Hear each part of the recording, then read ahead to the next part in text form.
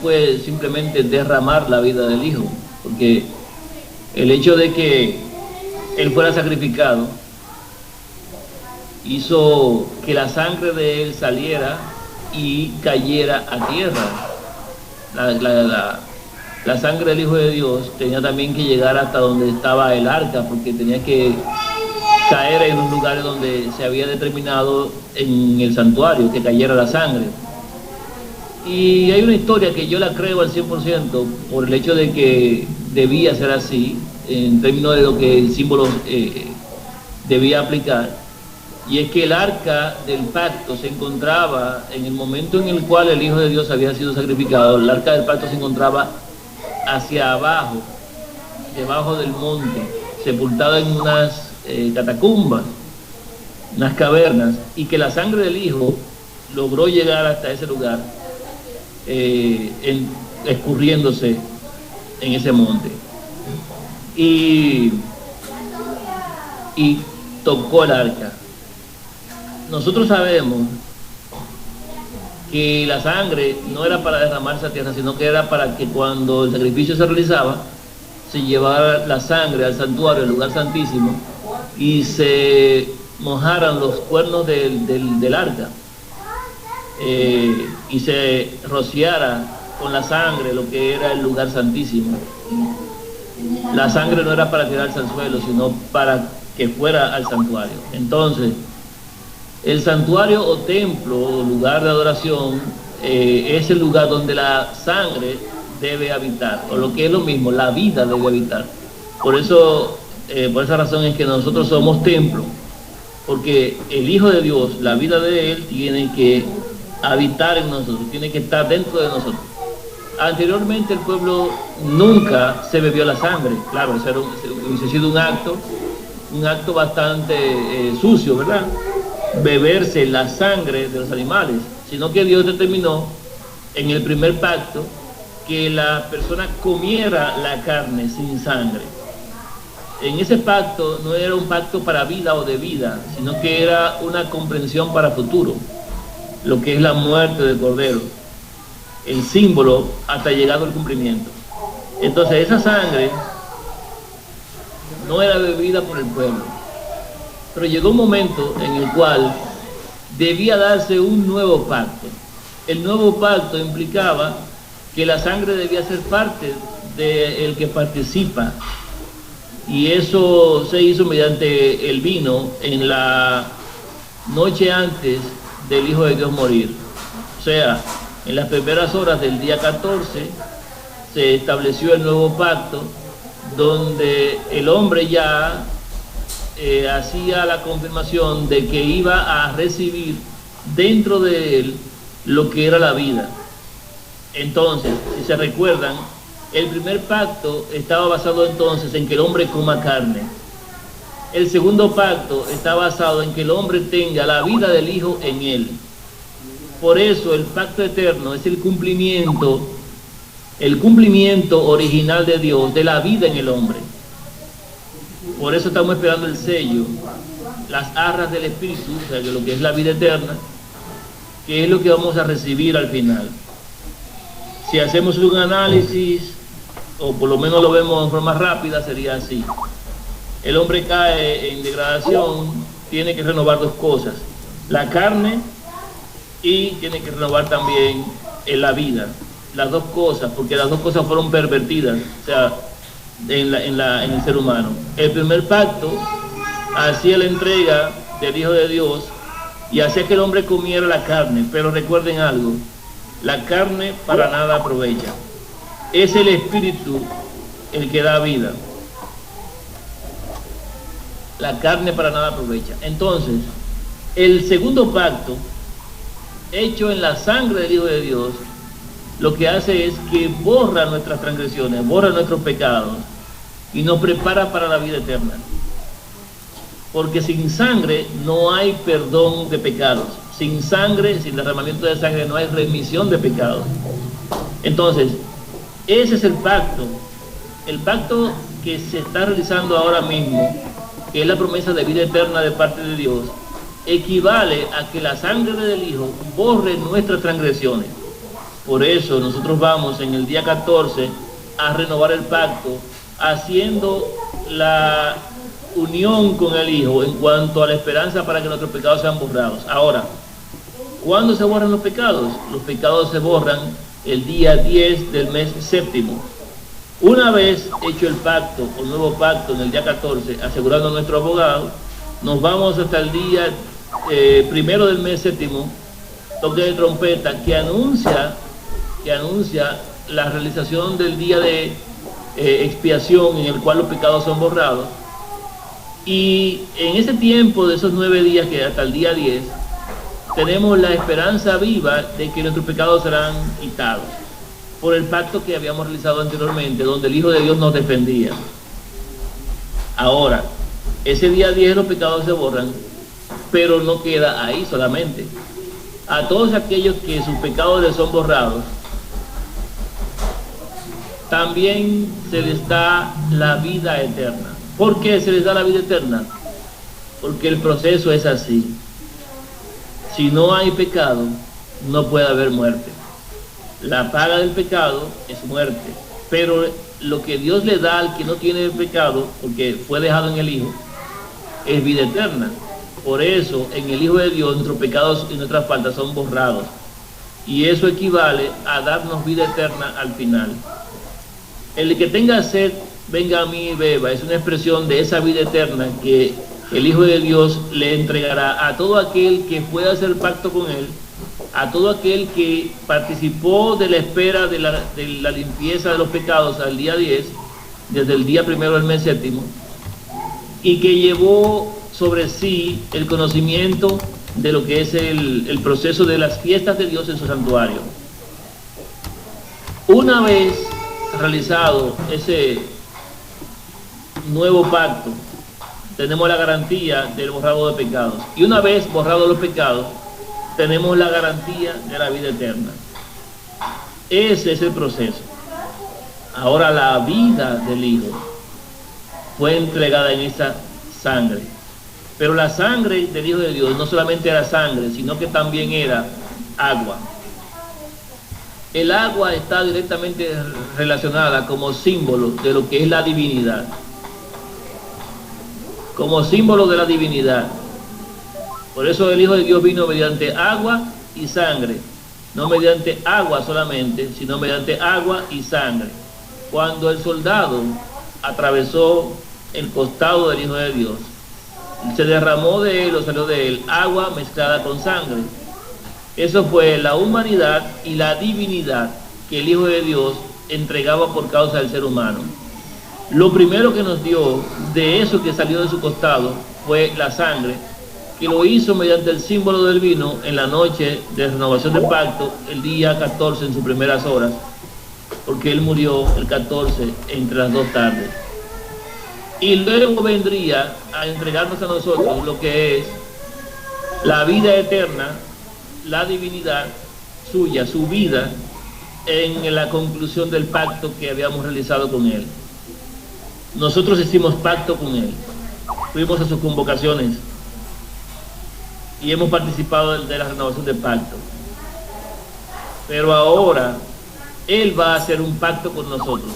Ese es el último pacto.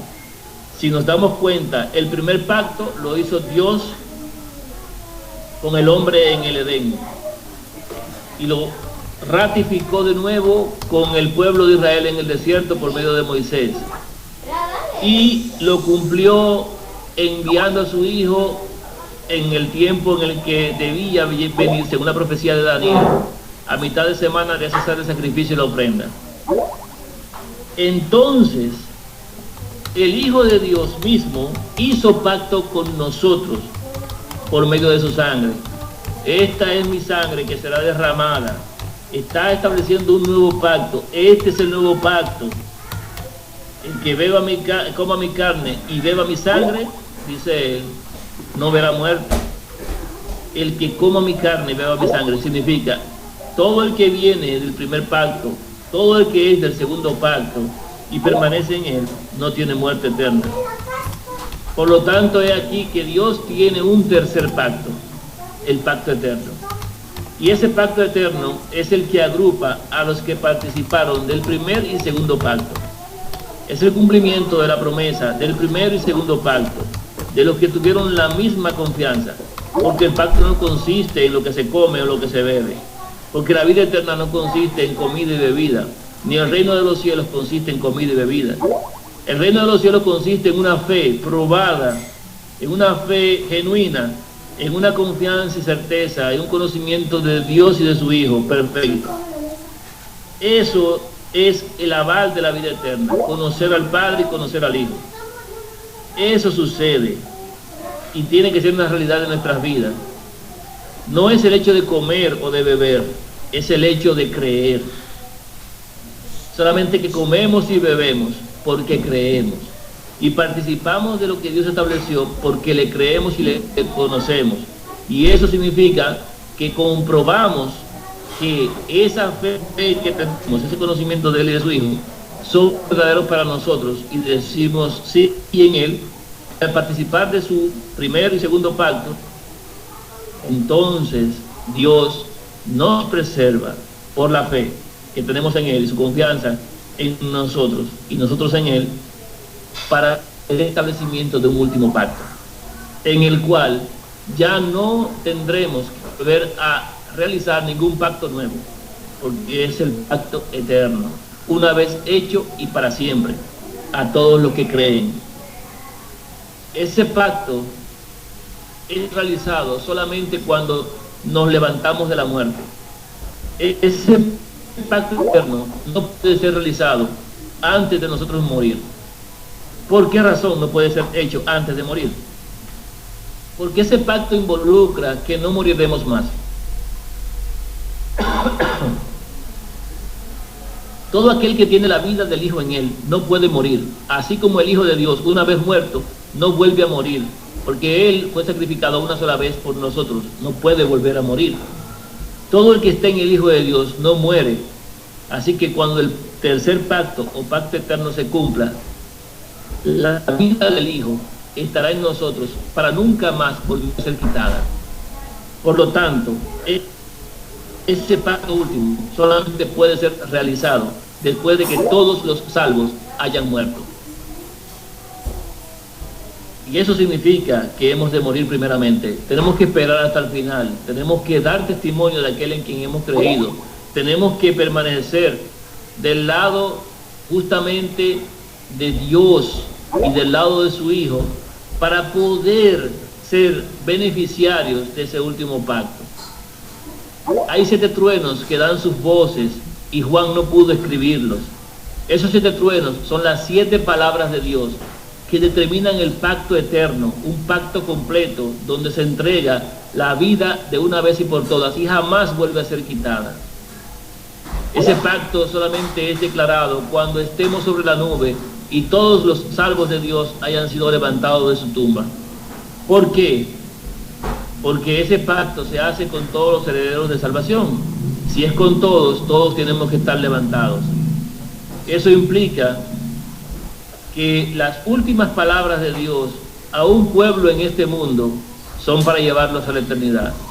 Son su pacto, como Él lo dio a Moisés, como Él lo dio anteriormente al hombre, en Adán y Eva, como Él lo dio por medio de su Hijo, pero en esta ocasión es eternamente y para siempre. Porque el primer pacto, que tenía defectos porque consistía de comida y bebida, y el segundo pacto, que también tiene defectos porque consiste en comida y bebida, o sea, hay que comer algo y beber algo, no son perfectos en el sentido de que son eternos, sino que son perfectos porque son la promesa de lo eterno. Sin embargo, requieren de un pacto mejor que ese todavía. Así como el primer pacto requería del segundo pacto, que es mejor, el tercero requiere que el segundo sea abolido porque el tercero es mejor. Es el plan de Dios que la vida del Hijo de Dios, desde el principio de la creación, cuando el hombre pecó, sea en el hombre que cree en esa vida, que cree en el dador de la vida y que espera en ese Padre y en ese Hijo. Nosotros somos beneficiarios de la vida del Hijo de Dios para vida eterna una vez haya concluido todo el problema de lo que es el rescate del ser humano. Cuando el pueblo de Dios esté completo, cuando ya no falte nadie por morir, cuando Dios levante a los suyos de la tumba por medio de la voz de trompeta de su Hijo, porque los muertos en el Hijo escucharán su voz y se levantarán de la tumba, entonces Dios dará su palabra audible por primera vez a sus hijos en una promesa de vida eterna. Nunca habíamos escuchado la voz del Padre, y en ese momento, en ese pacto, la vamos a escuchar y la vamos a entender. Juan la escuchó, Juan la entendió, pero el pacto no es para todos. Por eso no se le permitió escuchar, o mejor dicho, transmitir o escribir lo que él había escuchado. Juan no podía escribir las palabras del pacto, porque ese pacto solamente es escuchado por los que son herederos de vida eterna. Juan la escuchó porque Juan es heredero de vida eterna. Aún así fue al descanso, aún así permaneció en él, pero no ha recibido esa promesa todavía como una evidencia viva en él, porque está esperando ese instante. El pacto de Dios, los 7 truenos, son para los que se levanten de la muerte por haber creído. Esa es la esperanza de vida eterna que nos fue dada en la vida del Hijo de Dios. Nadie ha visto al Padre, ni han oído su voz, pero el Hijo de Dios sí. Y el Hijo de Dios, cuando estuvo en la tumba, escuchó la voz de su Padre, que le llamaba: tu Padre te llama, y se levantó de la muerte. Para no volver a morir, nosotros escucharemos la voz de Dios cuando nos levantemos de la muerte, para no volver a morir. Esa es la esperanza de vida eterna, que está en el Hijo. La vida que nos fue anunciada, que estaba con el Padre, que ha venido a nosotros, esa vida que es el Hijo de Dios, que estaba en esa carne que tomó nuestra, para sufrir nuestra consecuencia y poder entendernos y comprendernos a lo sumo. Esa vida que se nos ha manifestado en el conocimiento, se nos va a entregar en evidencia y en esencia directamente.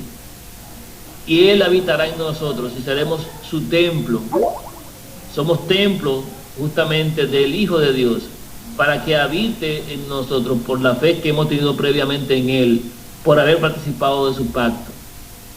El que no participa de carne y sangre, el que no toma parte en el primer pacto o en el segundo pacto, no puede recibir el tercer pacto. Porque solamente los que participan de las convocaciones, de las fiestas, solamente los que conocen las fiestas de Dios y la promesa de Dios y conocen a Dios, son los que pueden recibir en su interior el río de agua viva. Son los únicos que pueden llamar y clamar y pedir agua. Los que tienen sed son los que conocen la fuente de vida eterna. Son los que saben dónde está el pozo para pedir el agua. Si tú me pides de esta agua, no tendrás sed jamás. Esa agua es la que brotó de su costado. Esa agua es la vida eterna que fue derramada por nuestra causa. Esa agua es la que realmente nos lleva a participar de los bienes celestiales. Nada de lo que hagamos aquí, nada de lo que digamos tendrá ningún peso, sino solamente aquel que es capaz de dar testimonio de la gloria de Dios. Solamente así podemos ser participantes de la vida eterna, porque el templo de Dios se construyó para la gloria de Dios, pero los hombres construyen los templos hoy para gloria personal, para vanagloria. Los llenan de adornos y de objetos de valor humano, y mientras más adornado está el templo humano, menos está la presencia de Dios, porque los ojos ven las glorias y las maravillas y se olvidan de Dios, y se olvidan de quién es el que debe habitar en ese templo. Nosotros, siendo templo de Dios, no podemos darnos glorias personales, sino que tenemos que glorificar a Dios. Ese es el objeto de un templo. Ese es el propósito de los templos. No es para que el hombre vaya a gozarse solo, es para que Dios sea reconocido en ese lugar. Eso es un templo de Dios, cuando el que es glorificado y reconocido es Dios. El primer templo construido por Salomón, que Dios le permitió que hiciera, expresaba la gloria de Dios, no por la magnificencia, no por la presencia y las joyas, no por el oro y por las columnas, sino porque se entendía que en ese lugar habitaba Dios, porque su presencia se dejaba sentir. Y si en eso vamos a basarlo, el mejor templo de todo fue el tabernáculo en el desierto, donde la nube se posaba sobre los querubines, donde la gloria de Dios inundaba como un incienso, donde se veía la presencia y los rayos de la luz que emanaban cuando Dios descendía a su pueblo.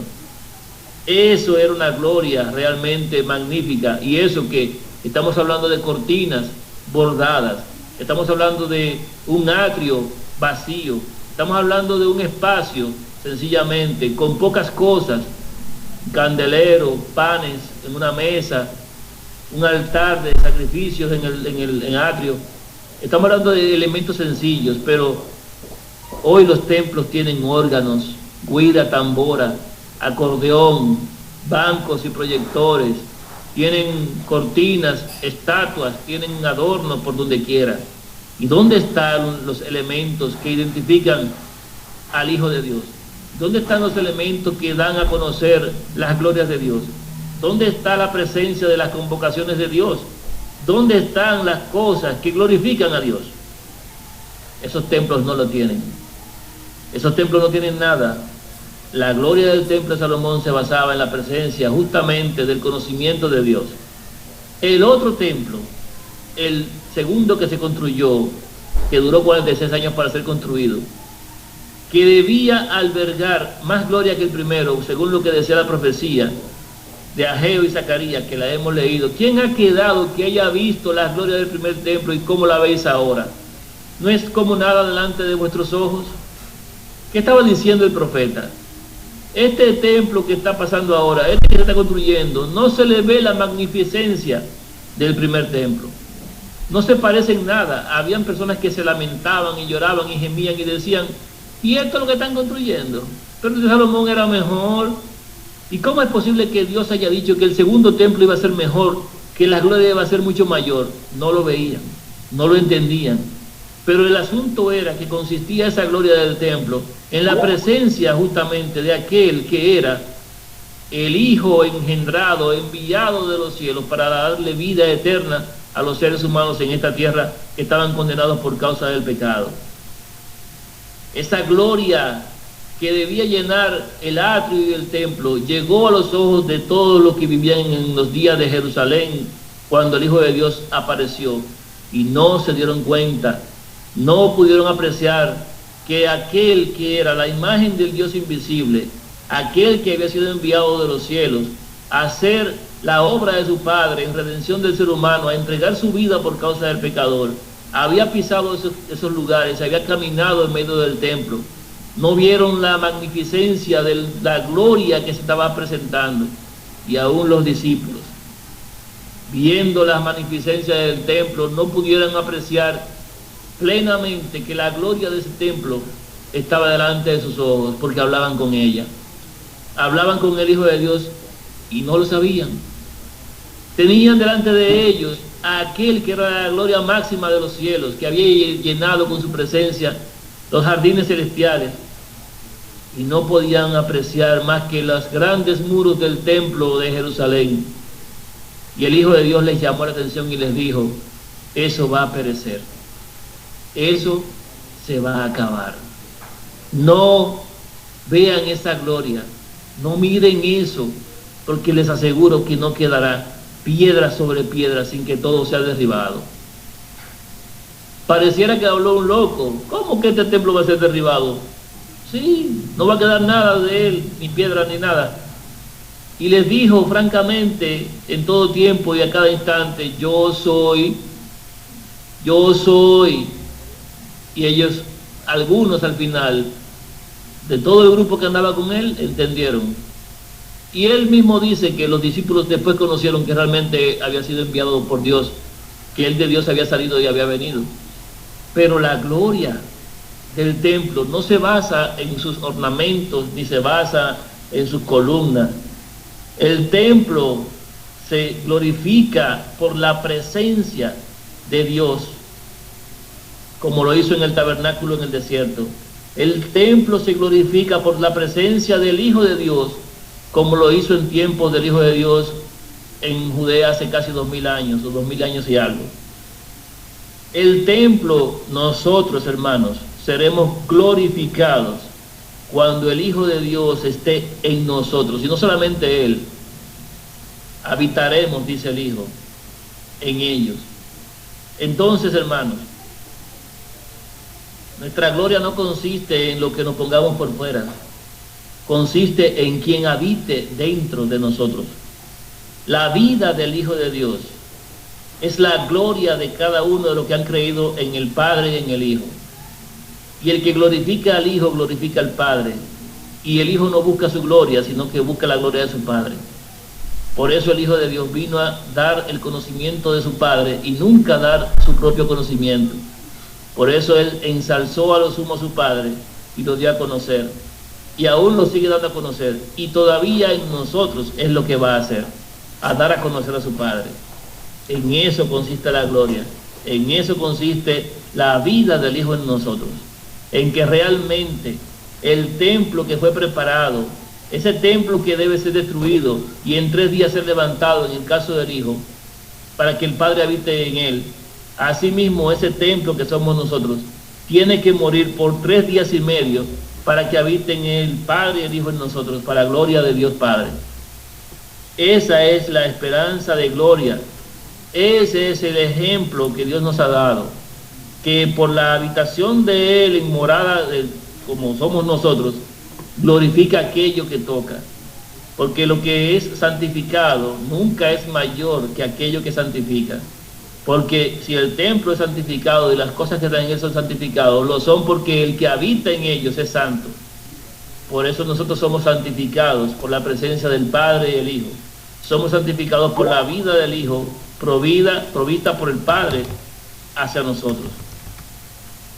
Esa vida que estaba con el Padre, dice Juan 1:1. Aquel que hemos conocido, aquel que era uno con el Padre, hoy ha prometido ser uno con nosotros por voluntad del Padre. El Hijo en nosotros es la esperanza de gloria. El misterio que había estado oculto por los siglos y edades y que ahora ha sido manifestado a nosotros, sus santos, es el Hijo en nosotros, la esperanza de gloria. La vida que estaba con el Padre, esa es la esperanza. Los templos son nada, son paredes vacías y huecas, y hoy no tienen ningún tipo de reflejo de lo que es la gloria de Dios. No tienen ningún tipo de reflejo porque Dios no habita en ellos. Dios no habita en templos hechos por mano humana, como tampoco ningún templo que fabriquen ni que hagan en estos días, como tienen pensado hacer, será para la gloria de Dios. Cualquier templo que se fabrique, si ha de construirse, será para la gloria de los hombres.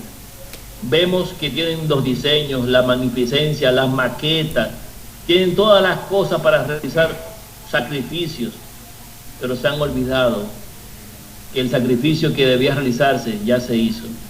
Se han olvidado o no han aceptado y nunca han comprendido que ya el Hijo de Dios vino y murió por causa del ser humano. No han creído en el Hijo, ni han aceptado al Hijo. Pretenden volver a realizar sacrificios y no, jamás, nunca van a satisfacer a Dios, porque se han olvidado de lo más precioso, de que Dios ya entregó a su Hijo, y no lo conocen ni a Él ni a su Hijo. Lo que estaba destinado para el ser humano en tierra de Israel ha sido borrado, porque ninguno ha creído que el Hijo de Dios ha venido. Porque en los días que tenían que hacerlo no lo hicieron, y en estos días las generaciones futuras, después de esos miles de años, no lo ha creído, no lo ha entendido. Y aún los que han pensado, que han visto y han creído en el Hijo de Dios, le han dado la espalda porque han creído en otro tipo de concepto de Hijo, que es el mismo Dios que se hizo pasar por Hijo, que es una tercera persona, que es cualquier cosa menos la verdad. Jamás tendrán la vida del Hijo en ellos, y eso significa que jamás tendrán vida eterna, porque esa es la promesa de Dios. No participan del nuevo pacto, no participan del pacto antiguo y quieren hacer de nuevo el pacto antiguo, olvidándose del nuevo pacto. Jamás han conocido a Dios ni lo van a conocer. Son parte del atrio, parte de la destrucción.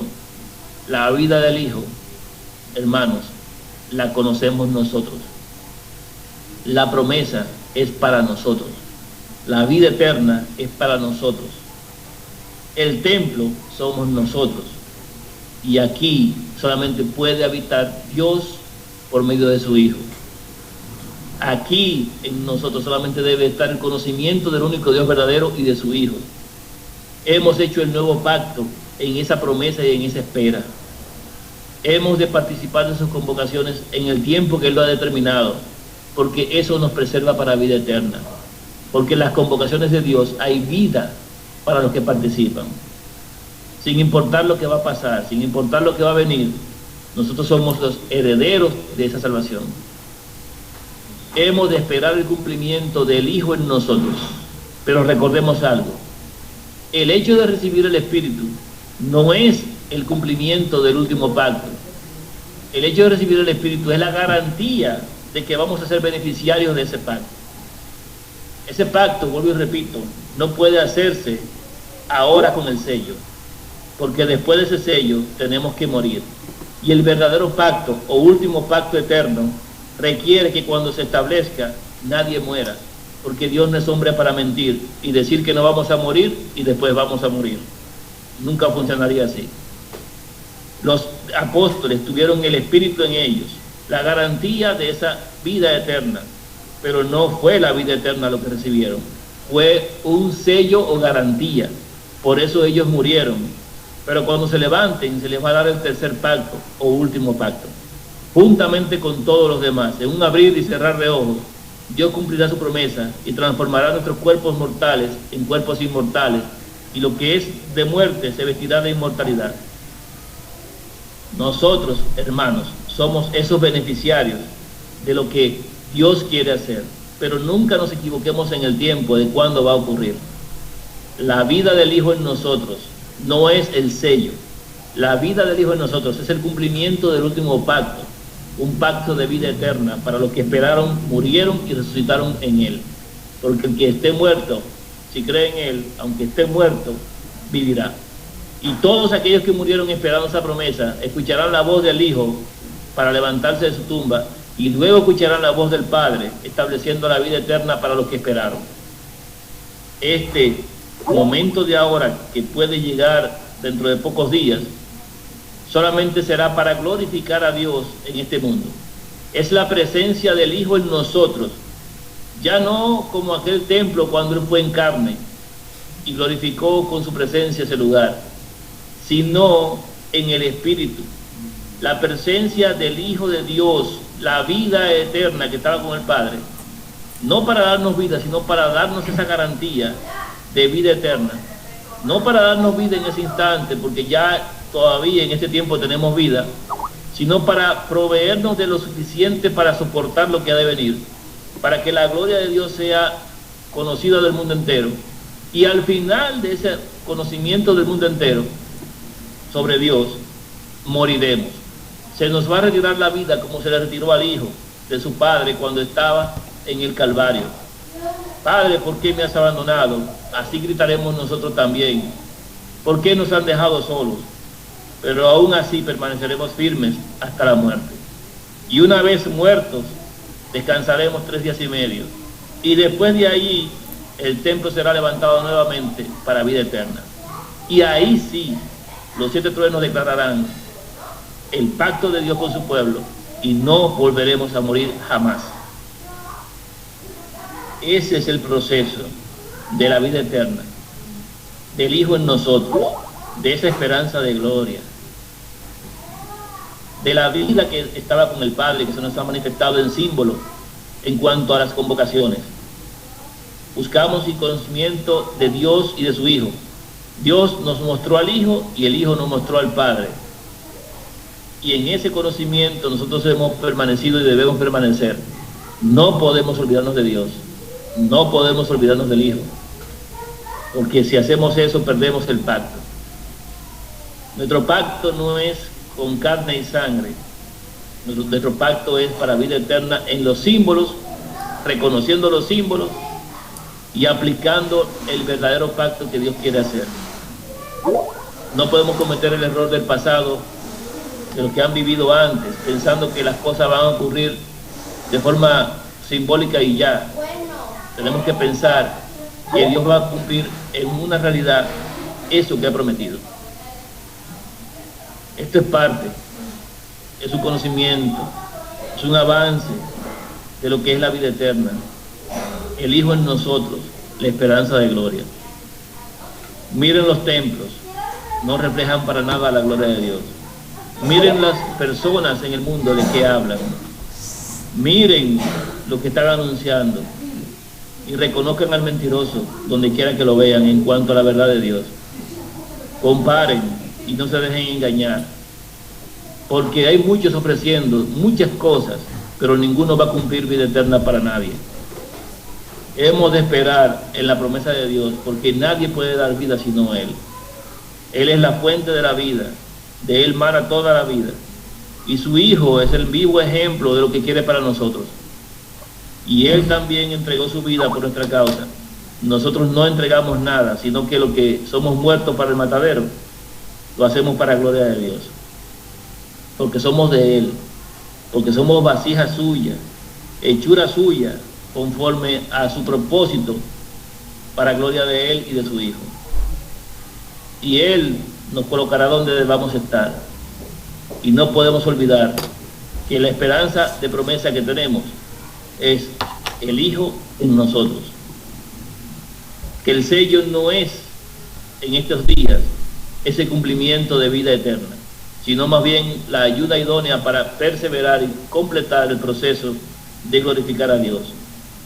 Y que primero hemos de morir antes de recibir la promesa que Él hizo de darnos vida eterna. Cuando nos levantemos, no nos vamos a acostar otra vez. Mientras tanto, debemos saber que así como el templo se destruyó, aunque el Hijo estuvo en él, nosotros también seremos destruidos, aunque el Hijo haya estado en nosotros. Eso es un ejemplo también.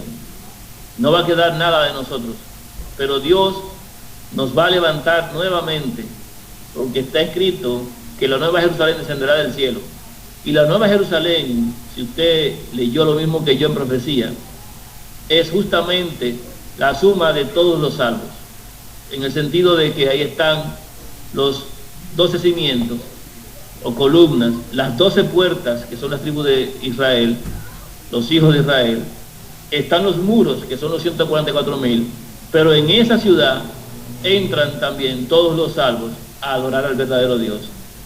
Por lo tanto, nosotros somos un símbolo de la gloria que Dios va a instaurar en el futuro. Permanezcamos, hermanos. Tal vez no somos a nuestra consideración lo mejor para glorificar a Dios, pero no depende de nosotros, sino que depende de Dios, que tiene misericordia. No depende de nosotros en estos días. Solamente nos queda una garantía. Si hemos conocido a Dios, si sabemos la verdad bíblica y el mundo no la sabe, si sabemos que Dios tiene un hijo y la forma y manera en que vino a ser hijo, y quién es Él y quién es cada quien, es por una sola razón. Nosotros somos los herederos de esa vida eterna. Porque solamente los entendidos entienden. Porque solamente aquellos que son de Dios conocen a Dios. Porque los gentiles y los impíos no conocen ni conocerán jamás a Dios. Dios solamente se les revela a aquellos que son de Él. Por eso los discípulos fueron buscados uno a uno. Por eso fueron encontrados uno a uno. Por eso pudieron creer y conocer. Porque Dios solamente se les revela a aquel a quien Él quiere. Y el Hijo solamente revela a su Padre a quien Él quiere. Y si lo hemos conocido correctamente, no hay duda, no hay error. Somos nosotros, aunque no lo creamos. Somos nosotros, porque nosotros sí conocemos la verdad que Dios dejó en su palabra. Nosotros sí sabemos de qué estamos hablando. El mundo lo llama locura. Nosotros le llamamos verdad. Por eso somos de la verdad. Nadie tenga dudas. Lo que ha de ser será. Pero si permanecemos del lado correcto, si damos testimonio de Dios a pesar de lo que venga, entonces Dios nunca se avergonzará de llamarnos hijos suyos. Y nos va a dar juntamente con la prueba la salida. Y el Hijo de Dios estará en nosotros dentro de poco para guiarnos hasta que se cumpla todo. Que nadie duerma, que nadie descanse, de tal forma que Dios se les olvide.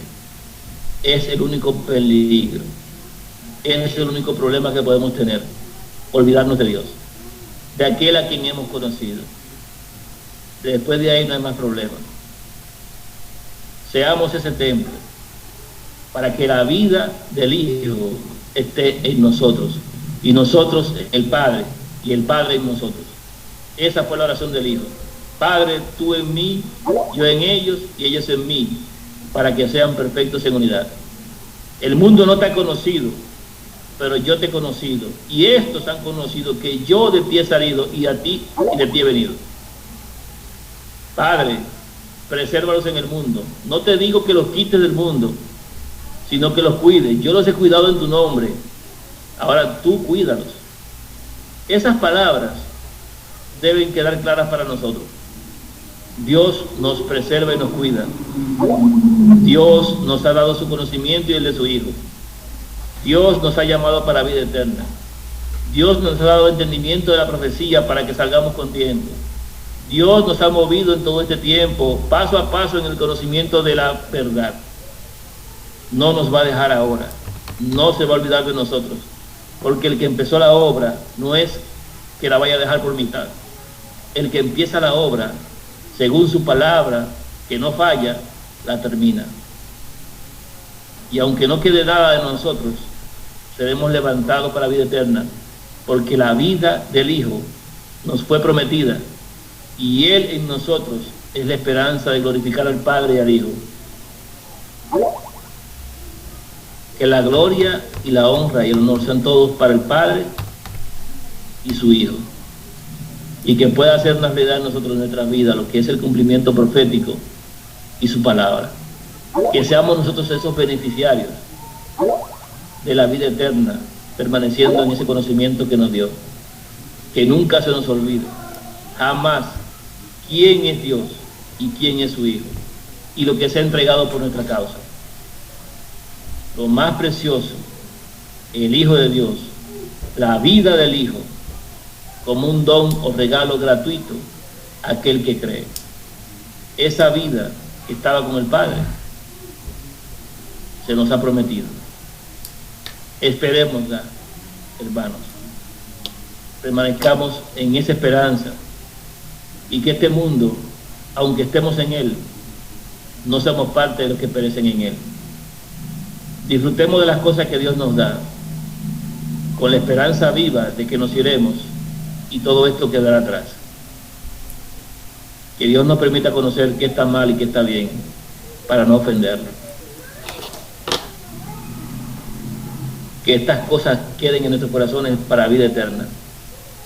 Lo vamos a rogar siempre y cada día para no olvidarnos, en el nombre que fue dado debajo del cielo a todo hombre, en el cual solamente puede ser salvo.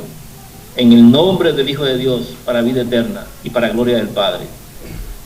En el nombre del Hijo, que la vida del Hijo sea parte de nosotros. Así sea. Padre, por amor se entregó, y también por amor a nosotros. Entonces, no es que Dios sea malo. Eso quiere el enemigo que pensemos, que el malo es Dios. Él quiere que nosotros veamos a Dios como malo, pero el causante de todo el mal, el causante de todo este problema y todo este desastre, es el diablo, el enemigo de Dios. Por envidia, por celo, por lo que sea, no sé, la razón que tuviera, no tiene ninguna explicación ni excusa. Él decidió apartarse de lo bueno, y él es el causante de los males. Miren, por ejemplo, la mujer de Job le dice a Job: maldice a tu Dios y muérete. Y eso, y fue Dios que le trajo ese problema. Fue Dios que mató a su siervo y mató a su ganado y mató a sus hijos. No fue Dios. Dios lo protegía. Y el diablo fue y preguntó y tentó.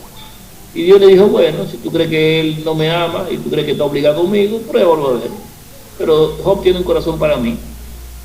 Y el diablo fue a hacer su desastre, lo que él sabe hacer. ¿Fue culpa de Dios? No. Fue el diablo. Entonces, eso queda en evidencia.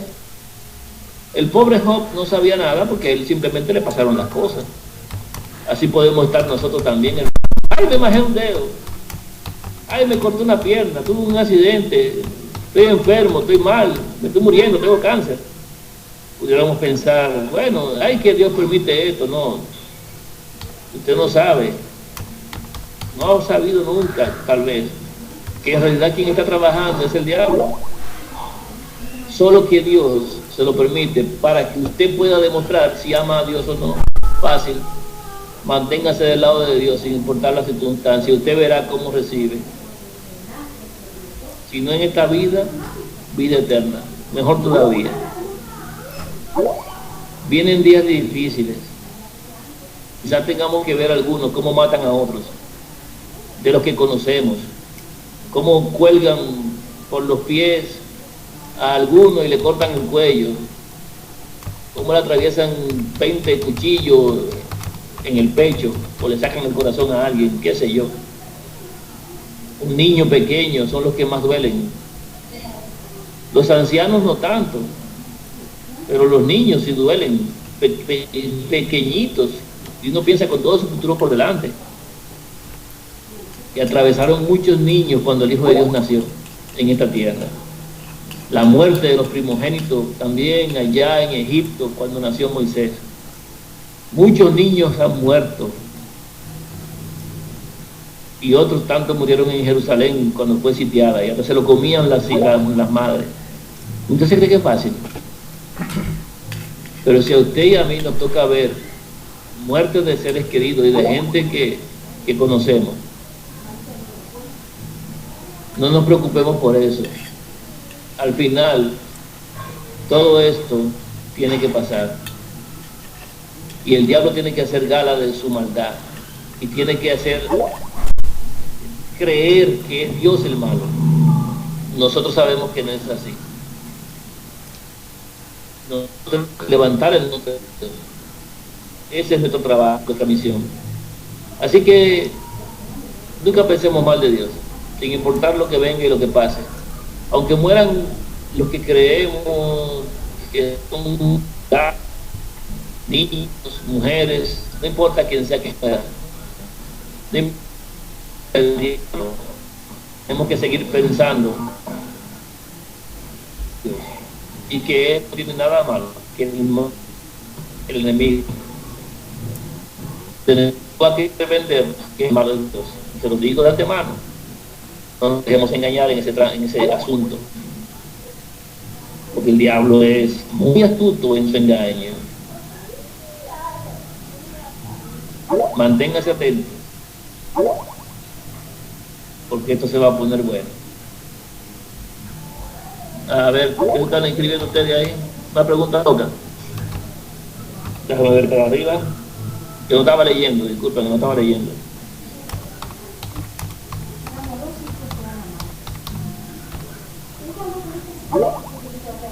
Okay. Pero Eddie, ¿me escuchas? Sí, escucho.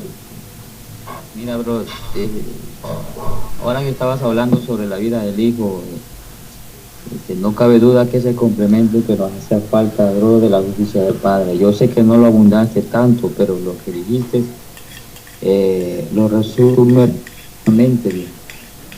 Entonces es entendible todo eso que estás haciendo y es un tremendo tema, por lo menos a mí eso me parece formidable, bro.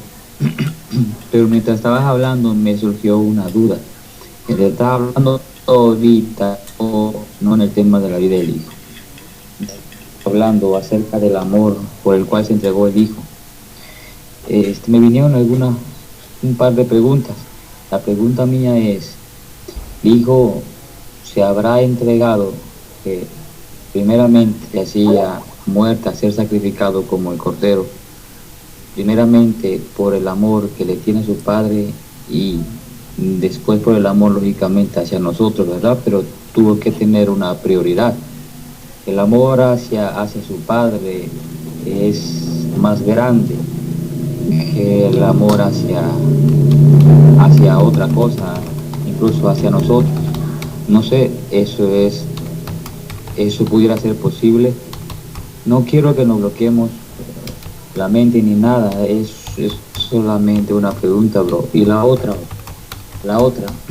que me hizo pues llegar hasta esa pregunta que te hice ahorita,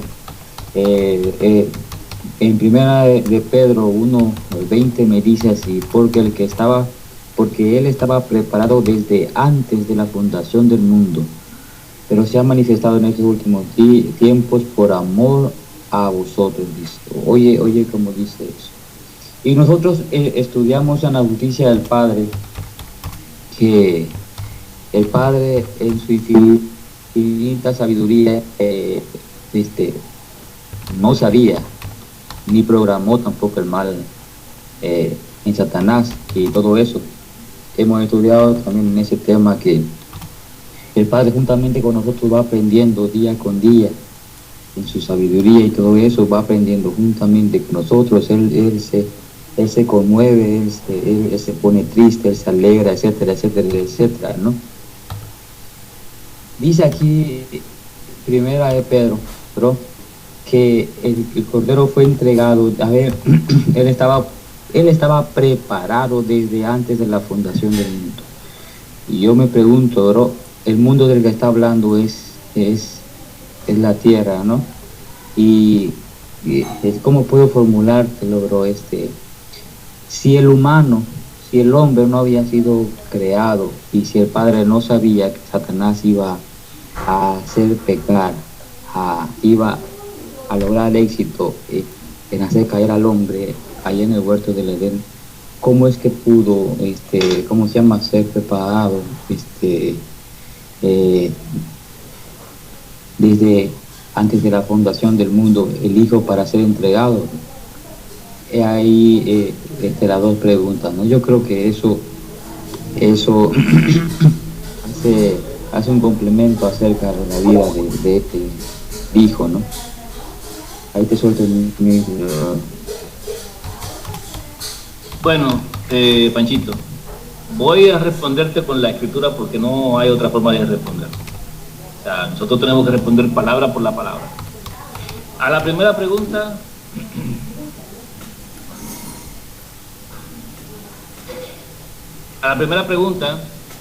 el Hijo de Dios debe cumplir primeramente con el precepto dado por Dios aún antes de la creación de ningún ser para su Hijo.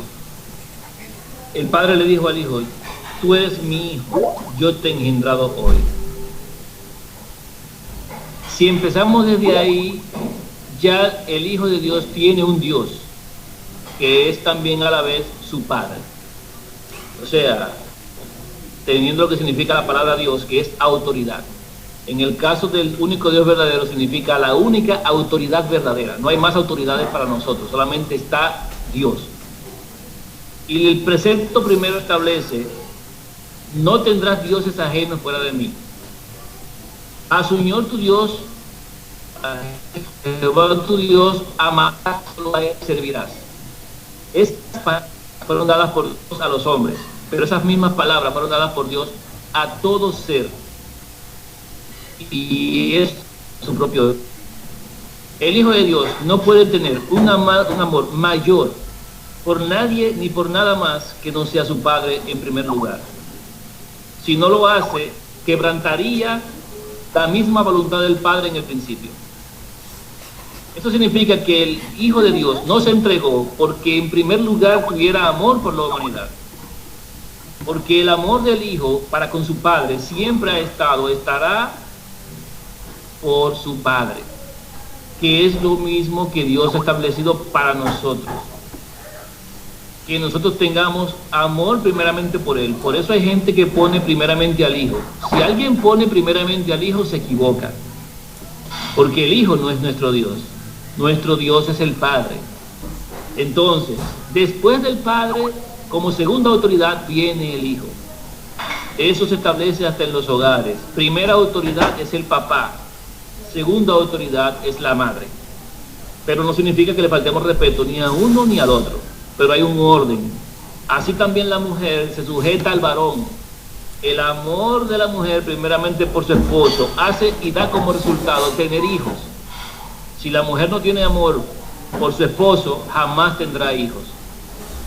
Luego viene el afecto por los hijos.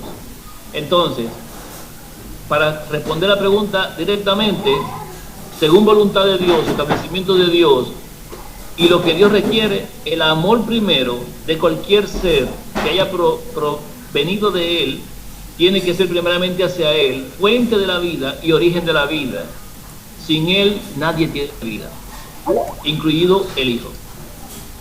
Eso por la Escritura tajantemente lo dice. Y no estoy hablando de que el Hijo no nos ame. Y no estoy diciendo que el Hijo no tiene ese amor por nosotros. No estoy diciendo eso. Estoy sencillamente recalcando el principio desde la fundación de todas las cosas. Y a partir de ahí el amor sigue en adelante. Por eso establece también la Escritura que nosotros no amamos a Dios primeramente, sino que le amamos porque Él nos amó primero. Entonces hay una retribución. Y ese amor tiene que ser primeramente hacia Él, en nosotros también. La segunda pregunta, un segundito.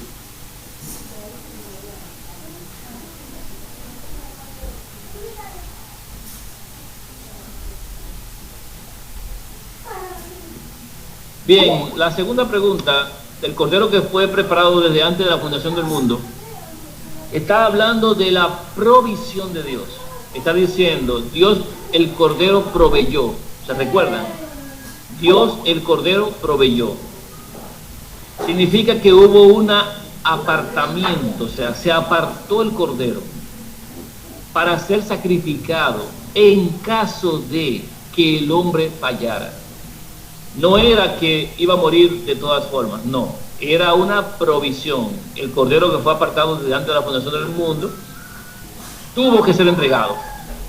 Eso lo vemos claro en el ejemplo que se da como símbolo en lo que es el cordero sacrificado el día 14. Recuérdense que no es que el cordero el día 14 se agarró y se sacrificó y punto. No. Es que el día 10 del mes primero, a los 10 días del mes primero, se aparta un cordero de un año sin defecto. Pero recuerden algo, no es que obligatoriamente tiene que ser sacrificado ese cordero. Si ese cordero muere antes o el cordero se desaparece, tiene que haber otro que se sacrifique. Pero Dios no lo establece así, sino que dice, aparten un cordero a los 10 días del mes primero. Dios apartó el cordero antes del tiempo. ¿Para qué? Para ser sacrificado en el tiempo apropiado, en caso de que el hombre fallara. Eso fue lo que Dios hizo. Y ese cordero, como el hombre pecó, fue sacrificado. Si no hubiese pecado, no habría necesidad. Porque no hay muerte si no hay pecado. Entonces, si el hombre no pecaba, no iba a haber muerte. Ni siquiera la del hijo. ¿Para qué? Si el hombre no pecó. Esa fue la provisión, sencillamente. Es como un por si acaso, digamos. Apartamiento, lo apartó. Lamentablemente el hombre cayó. Lamentablemente el hombre transgredió. Y el cordero tuvo que ser sacrificado. Porque Dios lo había apartado para esa situación. No pasa así con los ángeles, que cayeron de su posición elevada, porque para ellos no había provisión. ¿Por qué no había provisión? Porque para el caso de los ángeles no había un precedente, no existía la posibilidad latente de que eso fuera a pasar. Recuérdense que dice la Escritura, perfecto eras en todos tus caminos hasta que fue hallado en ti maldad, hablando acerca de Lucifer. Significa, era todo perfecto hasta que se halló en ti maldad. Significa, no se conocía, no había, pero en ti se halló en un momento esto. Nos sorprendimos, nunca pensamos que eso iba a estar ahí, pero ahí apareció. Entonces, apareció ahí y hay que tomar medidas, pero ya a partir de ahí no puede darle un plan de vida eterna. No hay ningún tipo de preparación porque nunca había ocurrido. En el caso del hombre sí había ocurrido, ya había un precedente. Dios sabía que eso que se originó en el enemigo podía surgir también en cualquier ser creado que él tuviera, bajo su cuidado. Entonces, si ya existía la posibilidad, porque ya ocurrió, entonces, ahora sí, vamos a hacer un plan para evitar que eso pase. Es como nos dicen a los dominicanos, que nosotros compramos el candado después que nos roban. Es que nosotros vemos la casa, la encontramos muy segura, la vemos como que nunca ha pasado nada, nunca nadie ha robado, nunca ha habido ningún problema en la zona, nunca ha habido ningún inconveniente. No tenemos alarma colocada, no tenemos candado puesto en la puerta, no tenemos ninguna previsión. Pero ¿qué pasó? Se metieron en la casa del vecino y violaron a la mujer. Nosotros que estamos aquí, como ya hubo un precedente, ¿qué hacemos? Compramos cámaras de seguridad, sistema de alarma y ponemos candado y ponemos verja, porque ya tenemos una historia que dice que ya pasó. Eso hizo Dios. No es que el Hijo de Dios fue apartado desde que el Hijo de Dios nació. No fue desde ahí. El Hijo de Dios fue apartado antes de la fundación del mundo. Eso no significa que fue hecho cuando él nació, sino que fue apartado después de que Satanás pecó, antes de que se creara este mundo, como una provisión en caso de que las criaturas que iban a ser hechas en este mundo creadas tuvieran una oportunidad. Así fue como se hizo, porque ya existía el mal. Sin el mal no hay provisión. Igual que la ley vino después, porque sin ley no hay pecado. Entonces para el hombre hubo una ley y el hombre pecó quebrantando esa ley. Eso es sencillo. Si lo vemos realmente en su forma y orden en que ocurrieron las cosas, sabemos que el Hijo fue apartado antes, por si acaso el hombre creado después caía, porque ya antes Satanás había caído. Para Satanás no hay provisión porque nunca había ocurrido eso. Aún así se le dio oportunidad de que cambiara su parecer y no lo hizo. Por eso los ángeles fueron puestos en prisiones de oscuridad hasta el día de su juicio. No hay nadie que pague el rescate por ellos, porque nunca se hizo provisión. Esa es la situación. Ahora, lo que el Hijo sí hizo, en cuanto a la primera pregunta, fue que fue fiel hasta la muerte, obediente hasta la muerte. O sea, permaneció firme en el propósito original de su Padre, aún hasta la muerte. Eso es obediencia. Pero recuerden algo, la obediencia sin amor es odio, rebeldía. Obediencia sin amor es rebeldía. Hacer las cosas por pique, hacer las cosas por despecho, por dolor, no, eso no es hacerla. Realmente no tiene ningún precio, ningún valor. Ahora, entregarse libremente, eso sí tiene valor. El Hijo de Dios lo hizo libremente. Como cordero fue llevado al matadero, enmudeció delante de sus trasquiladores y no dijo ni una palabra. Esas expresiones indican libertad, indican amor, indican obediencia. Eso es lo que Dios quiere. Sacrificio de ofrenda no quiere, no, sacrificio de ofrenda la hace recibir un beneficio por cualquier otra razón, pero no por amor, no libremente. Entonces, eso tiene que estar en nosotros también, libremente, sin que nos pongan una espada en el cuello. Por eso Dios no tiene un lugar de tormento llamado infierno eternamente, no. Entonces, no hay ese miedo como muchos evangélicos tienen, miedo a pecar porque van para el lago de fuego. Perdónenme, pero eso no es temor de Dios. Eso es miedo a morirse.